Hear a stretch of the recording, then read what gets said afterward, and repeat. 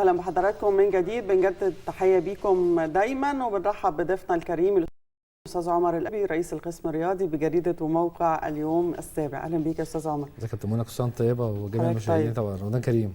الله اكرم والحمد لله على السلامه. انت كنت مرافق للمنتخب المصري في مباراه تونس. الحمد لله، بس كنا نتمنى نكسب يعني، بس الحمد لله ما كانش في نصيب يعني. طب خلينا نبدا على طول من تونس. في متابعات لمساله تقييم كوبر والمنتخب الوطني في الصحافه. في الاهرام تحقيق وتحليل للاستاذ ممدوح فهمي والاستاذ عادل امين. راس كوبر تحت المقصله بالاسلوب الدفاعي العقيم. طعيمه احضروا سيناريو برادلي يتكرر. صيام لابد من تدخل اتحاد الكره. حلمي الإعلام ضخم المدرب الأرجنتيني. يونس نحن في خطر حقيقي. فدي بعض آراء الخبراء. طبعا الكابتن محمد حلمي، الكابتن أيمن يونس، الكابتن عادل طعيمة، والكابتن عصام صيام. كمان حارس مهزوز ودفاع مشروخ وهجوم ينتظر الفرج على يد صلاح. كيف يفوز فريق لم يستطع بناء هجمة واحدة في المباراة؟ ودي الأسئلة والآراء اللي طرحها جريدة الأهرام. رأيك؟ والله بص احنا طبعا من أول ما رحنا يعني واحنا رايحين تونس كنا طبعا كانت طيارة خاصة، في حالة هدوء عند اللعيبة وعندهم حالة تركيز طول المباراة بصراحة. الجهاز الفني يعني واضح ان هم عندهم الثقة اللي هي من ساعة ما رجعوا، يعني حاسين ان هم خلاص في ضمن الكبار في قاره افريقيا. اللي اول مره حتى كنت انا سالت مستر كوبر، احنا قعدنا جلسه قبل الماتش بيوم على طول بالليل، مجموعه من الزملاء الصحفيين كنا موجودين. قعدنا معانا، كان ليا سؤال قلت له انا شايف ان مفيش حاله التوتر اللي موجوده او حاله الحافزيه اللي موجوده عند اللعيبه لما بيجي فرق شمال افريقيا. انا كنت موجود قبل كده عفوا ماتش مصر والجزائر، ماتشات قبل كده المغرب، كان بيبقى فيها حافزيه وحاله حماس وحاله مثلا بعض القلق عند الجهاز الفني، دي ما كانتش موجوده، وفي حاله هدوء. هو الراجل وفقا اللي انا فهمته منه ان هو يعني دايما بيقول للعيبه ان هو كل الماتشات زي بعضها، لازم في عندنا ثقه، عندنا الشغل بتاعنا بيستمر. لكن نيجي نقف على كلام معظم الكباتن طبعا اللي هو كلام محترم جدا، ولكن في جزء فيه لازم نقول ان هو يعني قصه ان راس كوبر تحت المقصله ان هو ممكن يمشي او ما يمشيش، ده كلام مستبعد تماما. يعني لازم نتفق على حاجه، لسه بدري على المشوار تصفيات افريقيا 2019. احنا عندنا مجموعه سهله جدا، النيجر وسويسرلاند، اعتقد مجموعه سهله جدا. منتخب مصر لازم نتفق على حاجه ان هو كان في اليوم ما كانش يومه. لو اتكلمنا بلغه الارقام والورقه والقلم، منتخب مصر لو لعب 10 مرات مع تونس بالمستوى ده هيخسر، ولو لعب 10 مرات 100 مره بمستوى اللعيبه بتاعنا الحقيقي احنا نكسب بدرجه كبيره جدا. لما يكون عندنا محمد صلاح، عندنا رمضان الصبحي، عندنا عبد الله السعيد، عندنا النني، عندنا احمد فتحي في حالته الطبيعيه، عندنا خط الدفاع القوي بتاعنا اللي هو احمد حجازي وعلي جبر. مش عاجبني طبعا الكلام عن شريف اكرامي. ممكن يعني يتصور الناس ان هو مثلا مهزوز او مش فوز، لا ممكن يبقى الخطا يشارك في تحمل مسؤوليته، لكن شريف اكرامي بيعيش احسن فترات. شريف اكرامي يعرف امتى انه هيحرس مرمى المنتخب؟ لا، من قبلها حتى انا واحنا في الطياره استغربت. خلع الكراسي بتاع من الطياره، خلع الكراسي وحطوهم على الارضيه، وكان قاعد طول الوقت مركز في حاجه لوحده غير الحضري كان كل تركيزه عايز يعرف هو هيلعب ولا مش هيلعب ولا هيبقى احتياطي. كل كان ده طول التركيز، ما عرفش غير وصلنا في التقسيمه بانت بقى لما اللي هو التمرين الاساسي. كابتن احمد ناجي خد شريف اكرامي لوحده في نص الملعب لوحده، والحراس التانيين الشناوي والحضري شاركوا بان ليهم وبان للكل، وشاركوا كمان شاركوا كلاعبين التقسيمه اللي هي من لمسه واحده ديت. واضح جدا ان هو شراوي. بس بصراحه يعني لقيت ان بعض الزملاء للاسف يعني قالوا ان حصل مشاكل، دي ما حصلش بصراحه. يعني الحضري كان عنده ودي الاول مره يعني قريب من الحضري اشوف عنده حاله ثبات انفعالي، يعني اتعامل بهدوء. ممكن يبقى غضب، وده شيء مقبول جدا يعني، معلش يعني ممكن كان عنده هذا الثبات الله اعلم امام الجميع، لكن بينه وبين المهندس هاني ابو ريده كان في كلام تاني، لانه كل الكلام اللي كان عصام الحضري انه حوار حصل بينه وبين هاني ابو ريده رئيس الاتحاد. كلها جهاز فني باللاعبين بالصحفيين كلهم كنا 67 فرد. كلنا كنا شبه مقيمين بشبه يعني بصفه مستمره مع بعض. ما حصلش حاجه ممكن بس بعد الماتش يعني حتى لان المهندس خالد عبيس كان جه حضر الماتش يوم ليله المباراه. نعم. وحضر واصر انه يرجع في نفس الطياره معانا وكان عامل جو كويس جدا مع اللعيبه وبيتكلم ان احنا يعني المنتخب ما كانش في حالته في اليوم دوت. نعم. واحنا في المطار فعلا في رادس هناك واحنا راجعين فعلا كان في جلسه كلنا كنا قاعدين كده وكان في جزء في كابتن المهندس هاني ابو ريده مع المهندس خالد عبد العزيز وقاعدين بيتكلموا. كان الحضري بالصدفه واقف بيتكلم معانا اروح قاعد معاهم. كانوا بيتكلموا في الماتش بصفه عامه بشكل عام يعني. لكن الحضري بتيجي تكلم عليه بنحاول يبقى متضايق بنحاول يبقى حاجات كتير. لكن لما تيجي تكلمنا على المستوى الشخصي لا في اخطاء. وانا اتفق تماما مع احمد حسام ميدو مدير فني لواد دجله. امبارح كان كاتب تويتات على تويتر كان كاتب بيقول فيها ان هو ما ينفعش حاله الغموض اللي بيبقى عليها اللاعبين.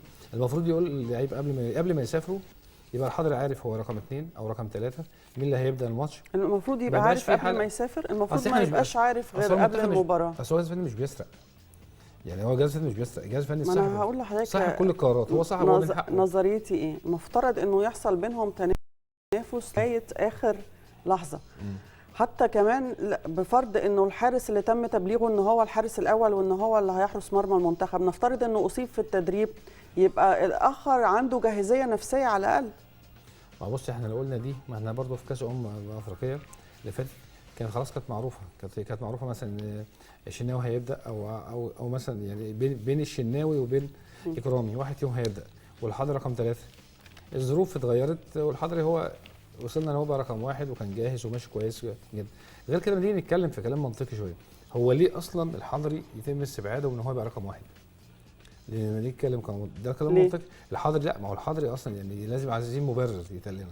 يعني الجهاز الفني انا بصراحه ما بقتش عارف يعني جزئيه الكابتن احمد ناجي هو الحضري كويس ولا مش كويس. لو انتم مقتنعين عندكم يعني قناعه ان هو خلاص دوره انتهى نعم باحترام ليه ماشي. يبقى احنا عندنا برضو حراس كتير جدا موجودين. علي لطفي عامر في محمد عواد كل دي حراس عماد كل دي عندنا 5 6 حراس كويسين تانيين.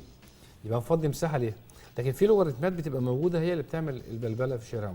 زي ما تيجي مثلا تضم عمرو جمال ونقول يعني عمرو جمال هو راجل مقيم بس عمرو جمال ما بيشاركش في النادي الاهلي. المهاجم لازم يكون موجود في الملعب.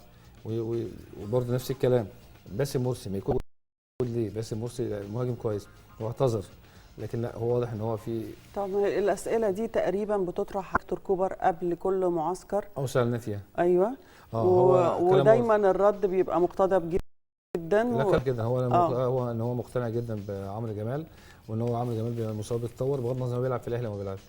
بس ده موضوع مقفول بغض النظر عن التصريحات الدبلوماسيه بقى بتاعت اسامه نبيه او غيره. لكن هقول لك المنتخب فيه حاجات ممكن تلاقيها مش لطيفه. ممكن تحس ان في حاله انشقاق شويه في الجهاز الفني. كوبر دايما بيبقى هو دايما محمود فايز. انشقاق في الجهاز بمعنى ايه؟ يعني ممكن تلاقي كوبر بيعتمد اعتماد كلي على محمود فايز المدرب العام. بيبقى اسامه نبيه في حته ثانيه خالص. يعني عكس ما الناس متخيله ان اسامه نبيه هو اللي بيقعد يقول له ده كويس وده وحش وده مش زي مثلا في بعض الناس قالت لك ان اشراك شريف اكرامي راجعه ان مثلا ان اسامه نبيه قال له خد بالك النادي الاهلي وجماهير النادي ده الكلام ده كل ده تخيلات واجتهادات مالهاش اي اساس من الصحه خالص يعني. لكن في كل الحالات اللي احنا اتفقنا عليها انا وكابتن حازم بعد الماتش حازم امام كان رئيس البعثه ومهندس ايهاب ليطه ان المنتخب ما كانش في حالته. لو كان في حالته طبيعيه صحيح. احنا نفرق كتير جدا. لا نفرق كتير جدا خاصه المباراه ما كانتش واخده الضغوط النفسيه تونس. يعني كانت الدنيا هاديه جدا. ما كان مش تمشي في الشوارع تلاقي الناس مثلا متحفزه. لا كانت الدنيا هاديه جدا. الجماهير هاديه برضو ما كانتش في حاله العصبيه اللي هي متعودين عليها مع المغرب او تونس او الجزائر يعني. نعم. هل الحضري فعلا مطلوب في الدوري السعودي؟ التعاون السعودي طلب عصام الحضري؟ بص اقول لك على حاجه. هو الحضري كان بيقعد مع بعض الناس. دي اول مره اقولها لك. كان اول مره تقولها لي ولا اول مره تقولها لحد خالص؟ اول مره اقولها لحد خالص. طيب اهم حاجه. لا هو فعلا الحضري كان في بعض الناس يعني بنتين كده وفي معاهم واحد كده كان دخلهم ملعب انا استغرب. وبعد كده جيت بهرج معاه بقول له مش ضحك يعني كده. عرفت ان هو دول تبع واحد وكيل لاعبين اسمه حاجه مرزوقي حاجه زي كده يعني. ده وكيل لاعبين معروف عالميا يعني. فهمت ان هو في كلام جاي له عروض من حته معينه. بس ده يلخص لك الموضوع الحاله اللي هي المعلومات اللي عندنا ان هو الحضري ما عندوش حاله راحه نفسيه في دجله. شايف ان هو النادي اولا في جزء مالي، ان هو العقد اللي بياخده لا يرضيه حاليا. نعم. خاصه ان هو بيعمل اعلانات بارقام اكبر من يعني ممكن في اعلان بيعمله في يوم بيساوي العقد بتاعه سنويا. نعم. وهو الحضري بيحسبها بقى خلاص، بيحسبها بالورقه والقلم ان هو قدامه سنه او اتنين وهيبطل، يبقى عايز فلوس. نعم. هو بيتجه للعروض اللي هي ممكن السعوديه، ممكن بره، ممكن بعض الدول الاوروبيه لو يجوز ان هو يحترف فيها. اعتقد هو خلاص واخد الخط دوت ان هو يحترف. منهم ممكن يكون نادي للتعاون السعودي زي ما انت حضرتك بتقولي كده. نعم. طيب في اخبار اخرى متعلقه باتحاد الكره، اعاده مزايده رعايه اتحاد الكره للطرح بنفس الشروط والشركات بما فيها الاهرام. هم طبعا الاهرام والاخبار برزنتيشن. أبو ريدة يطالب بإنهاء الرعاية قبل عيد الفطر و40,000 أو 40,000 متفرج في لقاء أوغندا. بدأنا نتكلم على لقاء أوغندا مع أنه لسه في أغسطس، بس بدأ الكلام. أغسطس مش بعيد برضه، احنا خلاص عندنا شهر ونص. صحيح، بس احنا متعودين يعني إيه قبلها بشوية بسيطة بقى بيبدأ التركيز على اللقاء. لكن خلينا في المزايدة. هل يعني المزايدة واضحة للكل؟ هل فيها خفايا غير معلومة؟ الأهرام والأخبار مثلا مفترض أن هم بيعانوا في السنوات الأخيرة، هل عندهم من الإمكانيات المبلغ اللي يقدموه قصاد برزنتيشن على التنافس على حقوق رعاية اتحاد الكرة المصري؟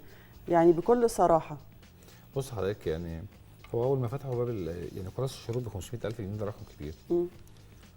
واحنا كلنا عندنا معلومات مثلا المؤسسات القوميه بتعاني مشاكل. نعم. الاخبار او الاهرام. صحيح. وبرزنتيشن هي اللي في الصوره وهي اللي شايله الموضوع وماشيه كويس، وكانت بدليل ان هي دخلت في صراعات على بطولات قاريه مع مؤسسات كبيره عالميه.